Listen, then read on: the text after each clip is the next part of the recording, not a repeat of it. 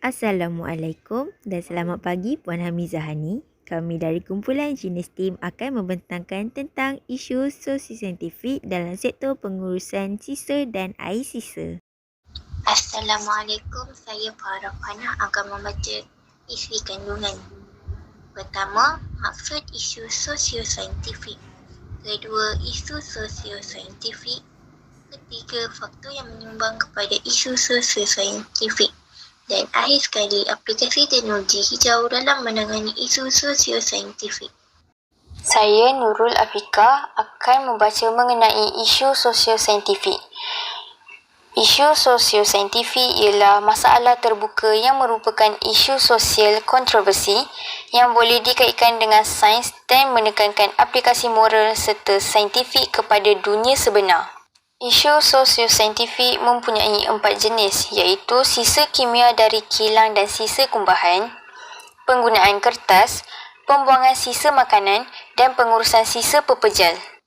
Bagi pembuangan bahan sisa kimia, sisa kimia merupakan sisa yang paling bahaya untuk kesihatan manusia. Ini kerana kimia mempunyai sifat asid, alkali dan neutral yang mampu menghakis. Sisa kimia berbahaya kerana kuantiti dan kepekatannya boleh mengakibatkan kepada peningkatan penyakit atau maut kepada individu. Kebiasaannya, pihak industri yang tidak prihatin terhadap alam sekitar dan mahu kerjanya mudah seringkali membuangnya ke tengah sungai secara diam-diam. Contohnya, pembuangan sisa kimia di dua lokasi berhampiran jalan kapar iaitu Batu 16 dan Kampung Tambak Jawa disyaki mengandungi bahan terjual iaitu pelekat atau glue SW303 dan bahan buangan pelarut organik SW332. Bagi sisa kumbahan pula berasal daripada gabungan domestik, perindustrian, komersial, pertanian dan pertempatan. Pengurusan sisa kumbahan yang tidak sistematik lalu dibuang pula ke sungai menjadi pencemaran air. Ini akan menyebabkan ekosistem di sungai mati. Air kumbahan sepatutnya disalurkan ke loji rawatan kumbahan yang telah disediakan pihak kerajaan. Hai, Assalamualaikum. Saya Laila Salwana sedang membaca penggunaan kertas berlebihan. Penggunaan kertas yang berlebihan mampu membuatkan hasil sisa pembuangan makin bertambah di Malaysia. Pembuatan kertas juga memerlukan pokok yang sangat banyak. Sisa kertas pula seringkali dibuang sesuka hati ke dalam sungai dan longkang. Hal ini akan mencemarkan alam sekitar. Seharusnya kita berjimat-cermat dalam mengendalikan penggunaan kertas.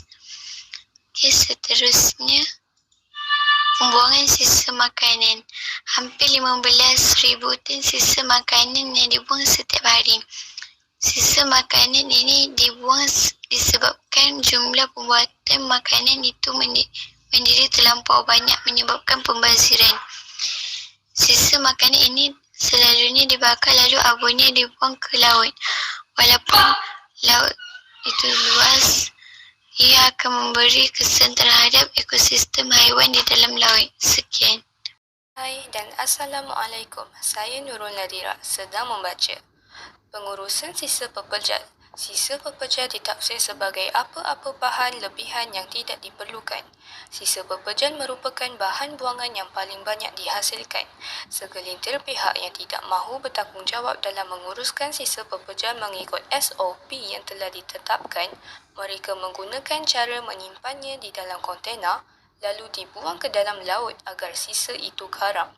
Masyarakat juga seringkali tidak prihatin lalu membuangkannya di dalam sungai. Ini akan menyebabkan hidupan sungai mati akibat termakan plastik. Hal ini seharusnya diambil berat demi kelestarian bumi pada masa hadapan. Seterusnya ialah kita perlu mengetahui tentang faktor-faktor yang menyumbang kepada isu sosiosaintifik dalam sektor sisa dan air sisa. Pertama, perubahan gaya hidup sosio-budaya. Kedua, peningkatan prasarana dan ekonomi. Ketiga, pertambahan bilangan penduduk. Dan keempat, mementingkan hasil lumayan. Hal ini disebabkan oleh kegiatan membasuh kilang, loji, kandang ternakan dan premis perniagaan boleh mencemarkan sumber air di tasik empangan sekiranya tiada kemudahan untuk membuat rawatan air. Kedua, kebanyakan premis di bahagian kawasan perumahan yang menghasilkan air basuhan dari dapur dan tandas serta bilik air itu terus disalurkan ke dalam longkang, sungai, parit dan sebagainya. Manusia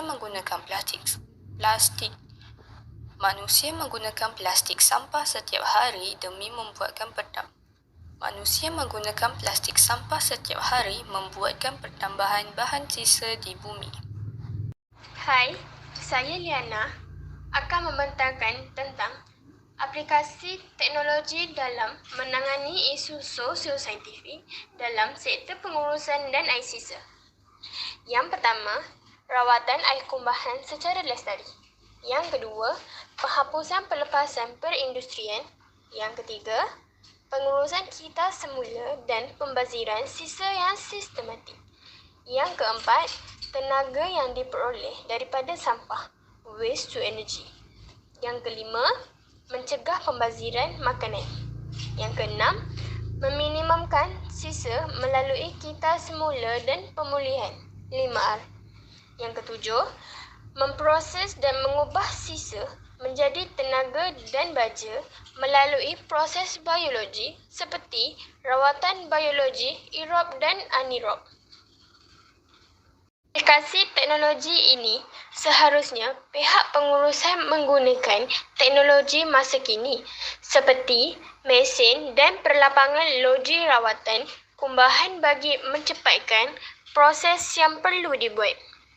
Seterusnya, pihak kerajaan perlulah menetapkan SOP yang tetap kepada perindustrian untuk melupuskan sisa. Kerajaan juga mestilah mengubah undang-undang untuk menjadi garis panduan kepada rakyat. Justeru itu, sebagai masyarakat yang prihatin, kita sepatutnya menyedarkan orang lain tentang kepentingan menjaga alam sekitar. Oleh itu, kita hendaklah menggalakkan masyarakat menggunakan cara 3R dalam proses melupuskan sisa. 3R ialah reuse, reduce dan recycle. Menjadi peranan individu dalam mengurangkan jejak kaki karbon.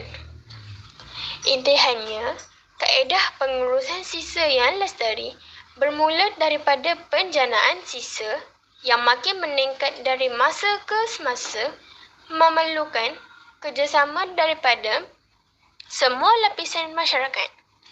Oleh itu, ilmu amat penting dalam menyedarkan orang ramai tentang keprihatinan dalam menguruskan sisa demi menjaga kelestarian alam pada masa hadapan. Sekian itu sahaja dari kami Jenis Tim. Semoga pembentangan ini dapat memberikan manfaat kepada semua. Terima kasih.